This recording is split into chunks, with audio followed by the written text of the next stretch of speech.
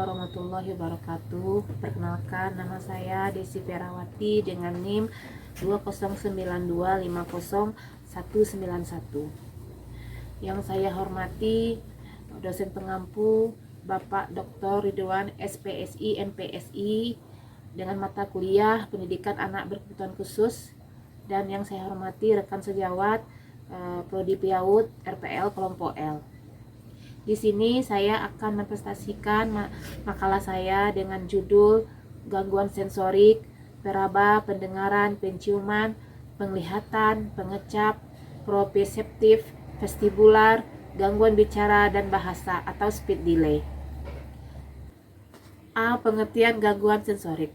Gangguan sensorik adalah suatu keadaan ketika sistem indera manusia seperti penglihatan, penciuman, peraba, pendengaran, pengecap, proprioseptif, dan vestibular mengalami hambatan sehingga tidak mampu menerima, mengolah, atau merespon rangsangan dengan baik.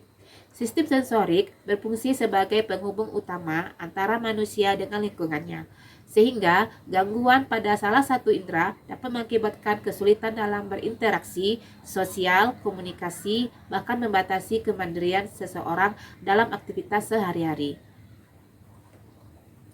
B. Jenis-jenis gangguan sensorik. 1. Gangguan penglihatan.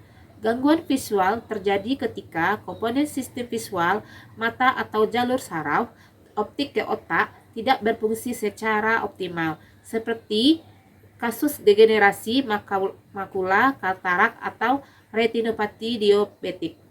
2. Gangguan pendengaran.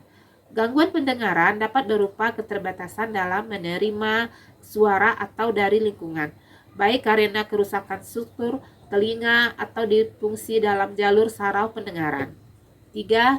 Gangguan sentuhan dan propriosepsi. Gangguan pada indera peraba dapat menyebabkan pasien tidak merasakan tekstur, tekanan, suhu, atau posisi tubuh dengan benar. 4. Sensory Processing Disorder adalah suatu bentuk gangguan di mana otak mengalami kesulitan dalam memproses atau menginteraksikan rangsangan sensorik yang diterima dari lingkungan. 5. Sensory overload dan sensory deprivation. Gangguan kelebihan rangsangan ketika otak kewalahan memproses input yang berlebihan. 6. Gangguan vestibular. Kondisi kerusakan sistem vestibular akibat suatu penyakit atau cedera tertentu. 7.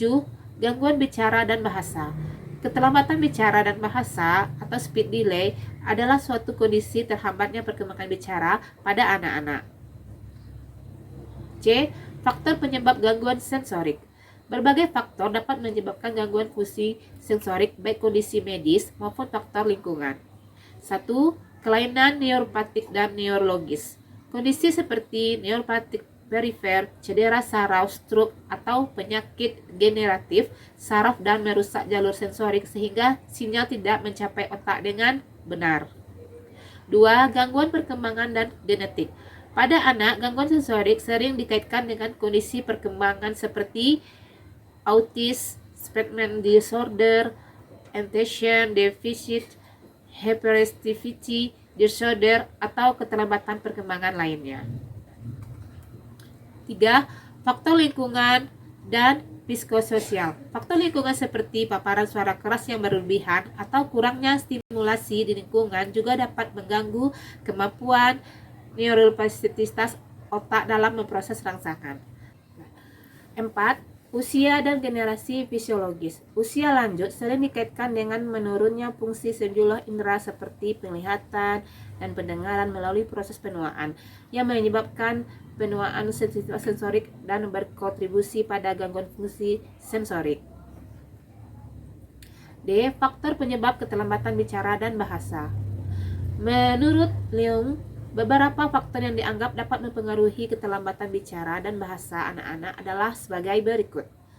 A. Retardasi mental. Seorang anak retardasi mental menunjukkan keterlambatan bahasa menyeluruh, keterlambatan pemahaman pendengaran, dan keterlambatan motorik. Secara umum, semakin parah keterlambatan mental, semakin lambat kemampuan komunikasi bicaranya. B. Gangguan pendengaran. Gangguan pendengaran pada tahap awal perkembangan dapat menyebabkan keterlambatan bicara yang berat. C. Autisme.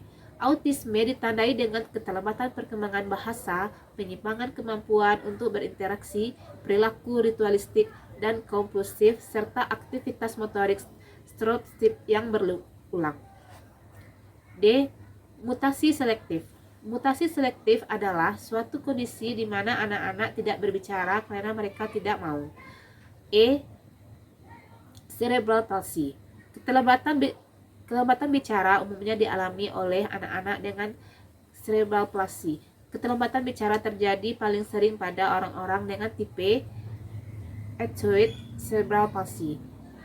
F. Kelainan organ bicara. Kelainan ini meliputi lidah pendek, kelainan bentuk gigi dan mandibula bawah, kelainan bibir sumbing, deviasi septum nasi, adrenoid atau kelainan laring. E.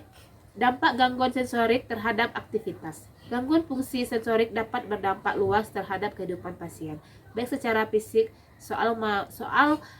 sosial maupun psikologis, seperti kesulitan komunikasi, kualitas hidup, mobilitas dan keselamatan, penurunan fungsi kognitif. Demikianlah presentasi saya pada hari ini. Lebih dan kurang saya mohon maaf. Assalamualaikum warahmatullahi wabarakatuh.